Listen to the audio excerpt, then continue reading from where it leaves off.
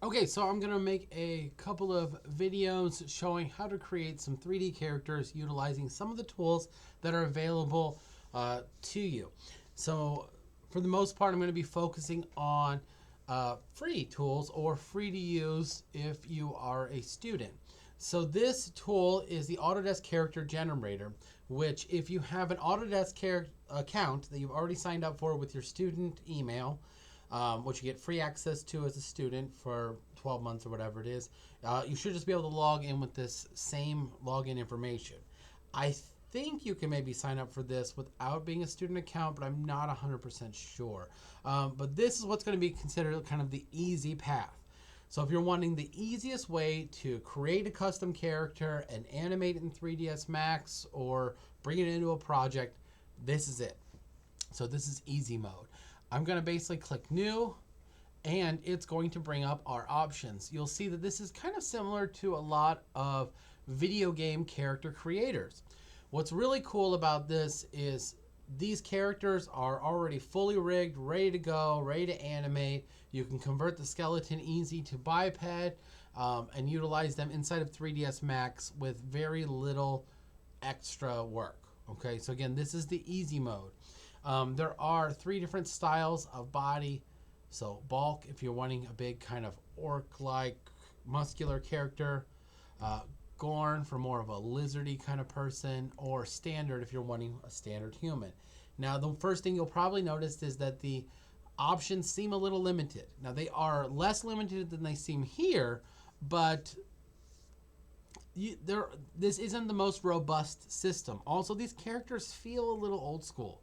Um, so you're probably going to need to kind of modify them and think about kind of the future steps. One of the easiest ways to begin is to begin with one of these preset characters. Now you can modify every detail about these characters, so you're not stuck with them. But if you see one that's closer to what you're looking to do than another one, then it's a great one to start with. So I kind of like this one's hair.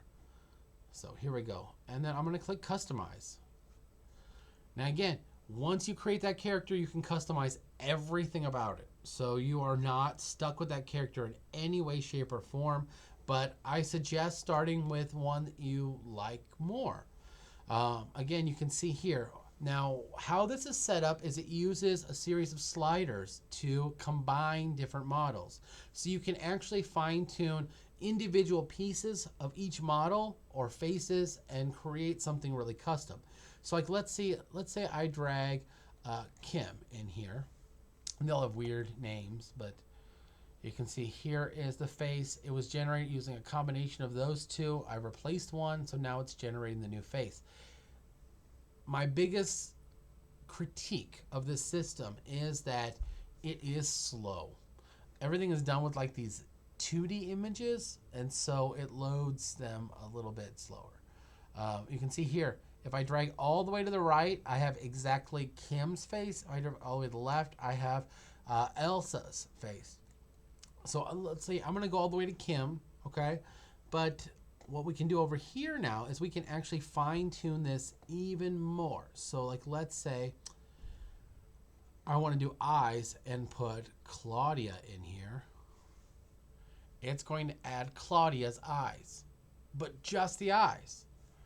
If I want to come down here and add, let's say, I don't know, what's a real obvious change? I don't know, I'm trying to think of one that, of course, Esmeralda is probably the easiest to see changes on because, again, she's the most extreme. But let's say if I drop Esmeralda over here into the nose slot. Oh, it looks like it accidentally dropped her into the face, or the eyes. So, no, that's Claudia. Okay.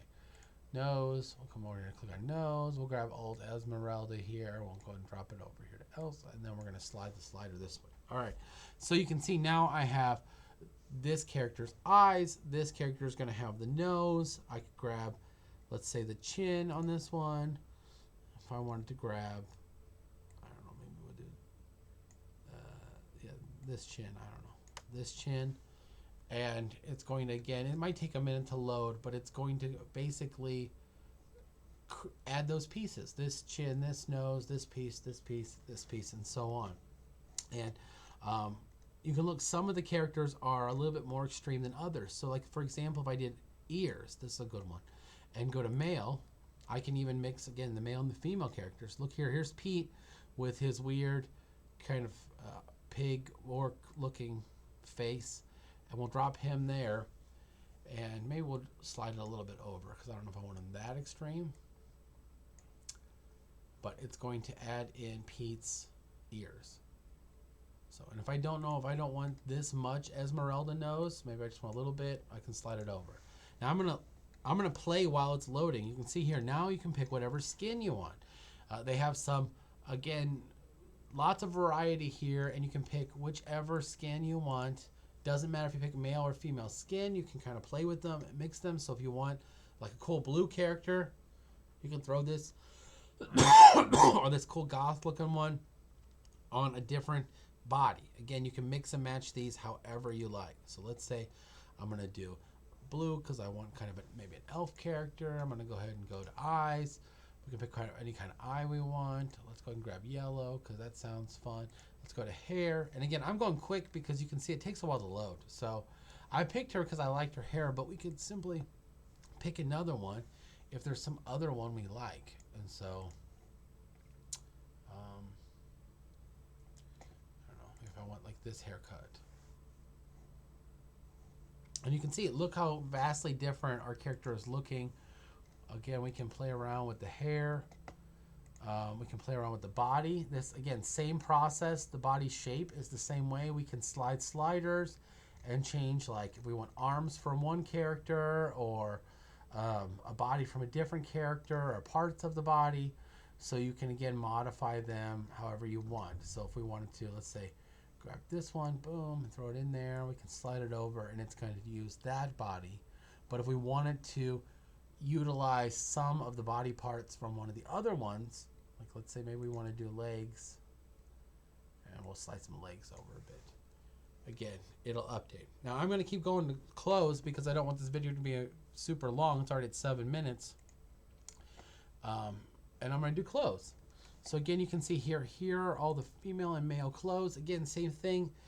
They have these separated by gender, but they are not limited in any way. So if you find one of these that you want, if you want this character in a tuxedo, I can select it, and it's going to put the top outfit on the character. So again, you can kind of pick what you want. I would suggest, think of this as a base. You know, the base mesh, the base component. What is the closest model to what you want your finished element to look like? So if I like this, it's a fun shirt. You know, I don't know, that one's kind of fun with the collar. Again, we can go to bottom and choose what kind of bottom half we want. I don't know, I guess this one kind of, you know, I don't know, we could do some leggings maybe, and pick, I don't know, some shoes. Okay, so this is going to load. It's taking a minute. When we're happy with it, the character, and I'm going to assume I'm happy, hard to tell because it's still loading. There we go. I'm going to click finish, and I'm going to name it as I don't know, Blue Elf, and hit OK. It's going to save my character. Now notice here in my character designs, my generate character is going to be there. And once it's done processing, which it might take a minute, again, it's not the fastest, you can see there it is. And so I can do generate character, edit, etc. I'm going to do generate character, and then now here it's going to actually create the character so I can download it. Again, you can tell it whether you want to create the normal map and the specular maps. Again, if you're using this in a game engine, you might want those things. Whether you want again, facial blend shapes or bone rig if you're going to do face animation, again, it would already be there, or hit none if you don't want any of them. You can again tell whether you want a higher or lower skeleton resolution, whether it's a Y up or a Z up axis. I'm going to do Z up because I'm doing 3ds Max, and you can just pick it here again, and notice it says right here, this is the part I really want to show you. FBX the Biped script. So it's going to download this as an FBX, but It's going to provide that script that all you got to do is run. It's super easy. You just run the script, boom. And this thing is going to be a biped ready to animate, ready to have fun with, ready to play with right inside of 3ds Max. If you want, you can pick Unity and it'll go straight to Unity. You can just drop this right into a Unity project and go from there. If you want to keep it as a generic FBX, you can. Again, if you have a program to bring this into Blender or something, you can do that. Completely up to you. So I'm going to pick 3ds Max because I'm going to convert this to biped. But if I was happy with this character, more or less, I could drop it right into Unity. Again, you can tell it whether you want quads or triangles in the geometry, or whether you want low, medium, or high polygon resolution. So if you're doing a mobile game or something that has lower requirements, you might drop down to low. Crowd's pretty low.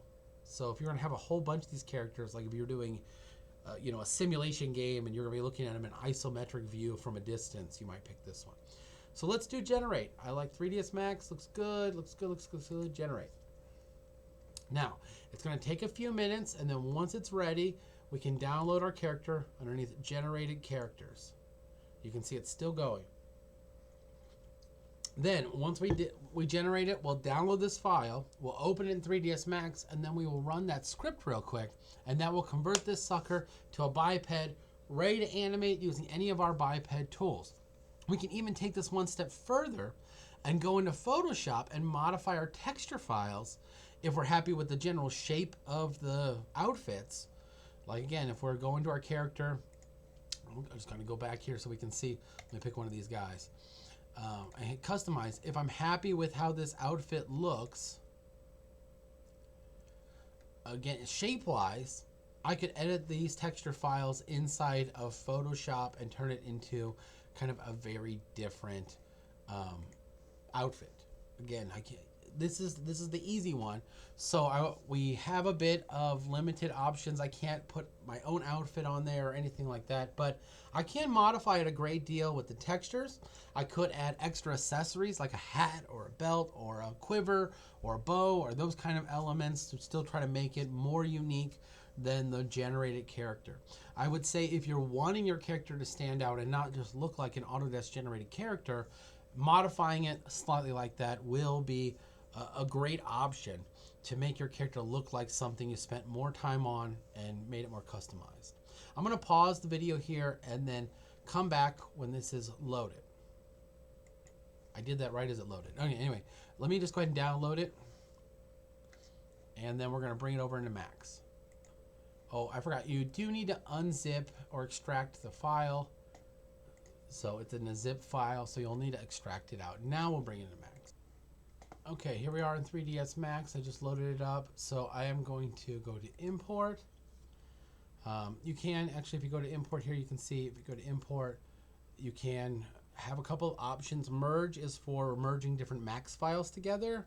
Import is for non-3ds Max formats, which is exactly what we're looking at here.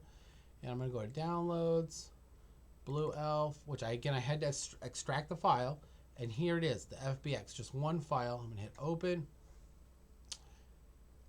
And hit, I don't think I need to change anything. So I'm just going to hit OK and see what we get. Now I believe in that folder, the Blue Elf folder should also be this little script file. So this is the script file we're going to load as soon as this character loads in here. Now, if you haven't worked with scripts in Max, and I would imagine most of you have not, don't panic. This is pretty easy and straightforward. So right now it's using a standard kind of skeleton. So you can see like it's just using standard skeleton bones. At least from a distance you can kind of see. We're going to replace that with our biped. That's a way, that way we have access to all of the great biped animation tools. Before I do anything else to this character, again, you can see there she loaded good. I'm going to come up here to scripting, and I'm going to click to run script. Then it's going to ask, well, where is the script you want to run? By default, it will open your scripts folder. I would suggest leaving the scripts, like not changing the folder here. I'm just going to grab this script and I'm going to drag it over to this folder, which should hopefully work. weird.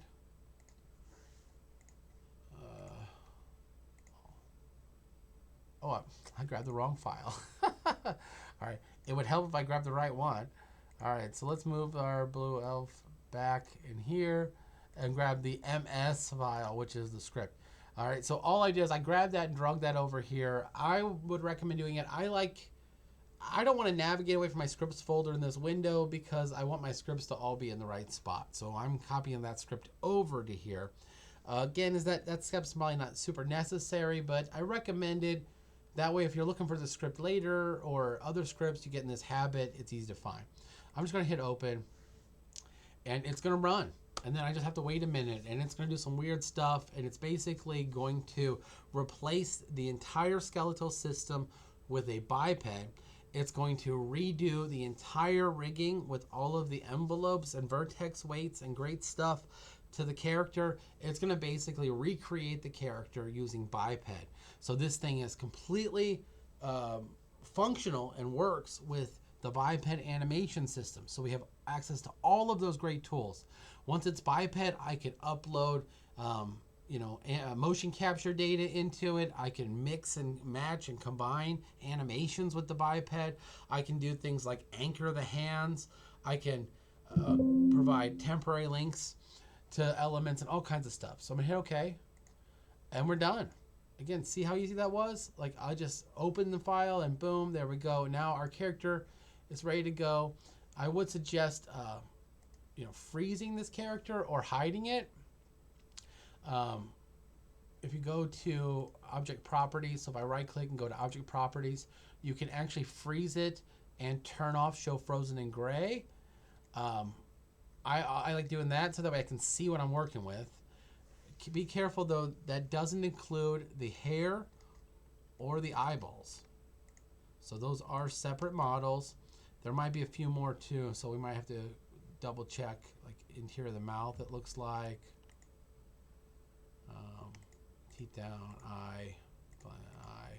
So all of this stuff. Let's go again, go to object properties. I'm gonna do freeze, show frozen gray, hit OK. That way we can see now all of this stuff is frozen. So if I grab the character, I can move it. The last thing I definitely would suggest if we're ready to animate this thing is I would grab all the parts of the biped, so this part, and do select child nodes. And then I'm gonna right click and go to object properties again, and I'm gonna turn off renderable. All right, this is a really important step because if you turn that off, now this body does not render. So if I hit Shift Q, it will render out just my character, but none of my bones. It looks like maybe my rendering settings are a little bit off because this is not running very well. So I might need to play around with my rendering settings. But again, it shouldn't render the character or any of the bones. It should only render the character. So let me just go ahead and do scanline renderer real quick because it's the fast one. And there we go. All right, by no means is scanline the best renderer. It's probably one of the worst ones, but it's a fast old renderer, and you can see there's my character rendering out just fine, but none of the bones, right? But when I have her frozen, I can select only the bones. So it's like the best of both worlds because I'm ready to animate. Whoop, whoop, whoop, whoop, whoop, whoop. But I don't have to worry about it rendering out her weird skeleton poking through. So again, Shift Q, and there again you can see ready to go. Now what's cool is I have this model. She's totally rigged, ready for animation. The biped has been added. Everything's pretty good. But I could still modify her if I wanted by going into the material properties. So if I wanted to select the character, which might be hard with it being frozen. So let's come over here, mid-res. So I can use my eyedropper. Okay, it looks like maybe it's using the same texture for everything. There's the texture. Hit the little M here and take a look, do view image, and there is our texture file. If I were to take this texture file into Photoshop, I can make any adjustments I want. So if I wanted the character to have green skin or normal skin or a different hue, if I wanted the eyes to be different, if I wanted this blouse to have a completely different look or texture to it. I could make any adjustments I see fit inside of Photoshop and turn this again into a completely custom character. I could do things like add a hat or a quiver or other elements, maybe little bits of armor pieces. If they didn't bend and flex, if they do bend and flex, you can try to add the skin wrap modifier and see if that works. If that doesn't work, you'll have to, of course, add the bones and rig it and all that. We're trying to keep the easy mode for this, though. So other than that, I can do the same thing they did with the eyes or the hair, which make a separate model and attach it to the part. So if I didn't need the part to bend, like I just wanted to attach, I can attach it to whatever bone would be the proper bone and go from there. So if I want like bracers, although her sleeves don't facilitate that well, again, I could add them in. If I wanted to give these leggings a different pattern or something, I could edit in Photoshop. Again, all these characters use the exact same UVW map too. So if you go back to the character creator and create a new character that has a different outfit, I don't know, this one, for example, and I generate it, whatever one you pick, the outfit UVW map will match up, and so you can maybe use it as a base inside of Photoshop. I know I'm going off the rails and it's 21 minutes. This character, though, is fundamentally done. She is ready to animate. She's in Biped. I can go to my animation tab. I can make sure I'm not in figure mode, which I'm not by default. I can add footstep animations. I could go into the motion mixer. I could mix animations. I could load motion capture data, etc. She's done. Hopefully you got to see that was pretty easy. I know it's a 20-something minute video, but I went through all the steps. Please let me know if you have any questions or anything, but this is it. This character is ready to go, ready to be animated, ready to modify, ready to turn into what I want, and without having to actually model anything or do a whole lot of work yet. Like, not that this was no work. I had to make the character and then run the one script, but it's pretty easy. Again, kind of the sugar cookie recipe version of this project.